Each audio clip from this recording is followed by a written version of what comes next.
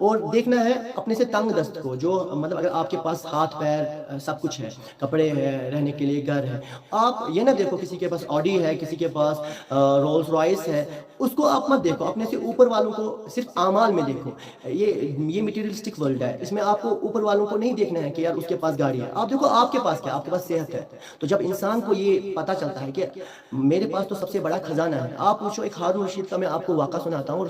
اس کے ساتھ ہی میں کنکلوڈ کروں گا کیونکہ نماز کا ٹائم بھی لگ بھگ پہنچنے والا ہے۔ تو ہارون رشید کے پاس ایک وہ جو بولتے ہیں نا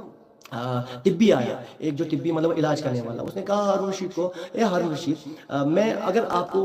ایک مرض میں آپ مبتلا ہو جائیں تو آپ کو لائک آپ پیشاب پاخانہ کر رہے تھے تو آپ کا یہ پیشاب پاخانہ رک جائے تو آپ کیا کرو گے؟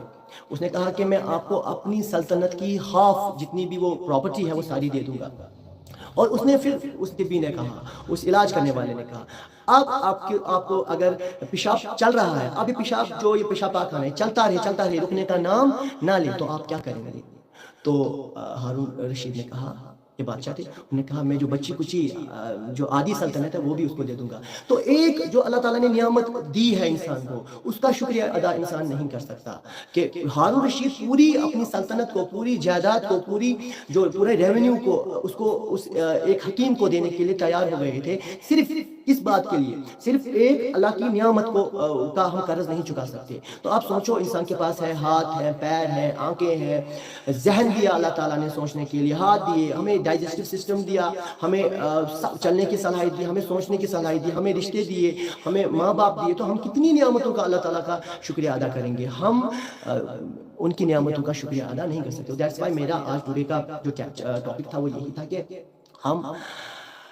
اپنے آپ کو کیسے سدھار سکتے ہیں۔ تو میں نے پہلے کہا کہ ریگولر نماز پڑھنا، ریگولرلی آپ کو نماز پڑھنی ہی ہوگی،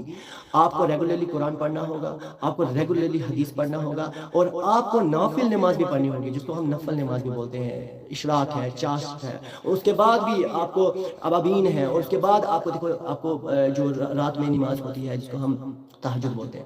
تو وہ پڑھنی پڑیں گی۔ آپ کو اللہ تعالیٰ کے سامنے جھکنا پڑے گا، اور آپ کو زار پار کرنا پڑے گا، آپ کو لائک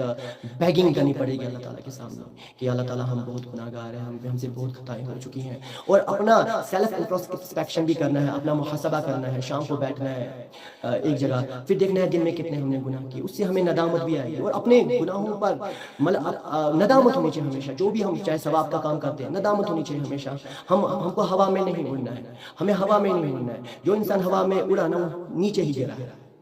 اسی لیے اگر آپ کسی مقام پہ پہنچ گئے، آپ کو اللہ تعالیٰ کا شکر کرنا ہے، آپ کو پیشنس کے ساتھ مطلب کام لینا ہے، اور ہمیشہ گریٹیٹیوڈ، ہمیشہ آپ کو گریٹیٹیوڈ کا کیا کرنا ہے، مطلب شکریہ ادا کرنا ہے اللہ تعالیٰ کا کہ اللہ تعالیٰ آپ نے مجھے اتنا عطا کیا۔ اور گریٹیٹیوڈ میں ہمیشہ ایک بات دیکھنی ہے آپ کو کہ جب بھی آپ ثوابوں میں دیکھیں، اعمالوں میں دیکھیں، تو آپ اپنے سے اوپر والوں کو دیکھیں، اور اگر آپ کو اللہ تعالیٰ نے کیا عنایت کیا اس کو اگر آپ دیکھیں گے، چاہے آپ ہمیں صحت ہے، سب کچھ ہے، اس میں آپ اوپر والے کو میٹیریلسٹک ورلڈ میں آپ مت دیکھیے کہ اس کے پاس گاڑی ہے میرے پاس کیوں نہیں، یہ نہیں ہونا چاہیے۔ اللہ تعالیٰ نے جتنا بھی دیا آپ کو دیا، اور اس نے کچھ سوچنے بھی دیا ہے، اور آپ کے لیے وہ سب سے بہتر ہے۔ تو اسی لیے میں سبھی کو یہ ریکویسٹ کرتا ہوں جو بھی میری لائف کو دیکھ رہے تھے، اور بیچ میں تو بہت سارا اس کا اپ ہو گیا تھا یہاں پہ میرے ویوز، اور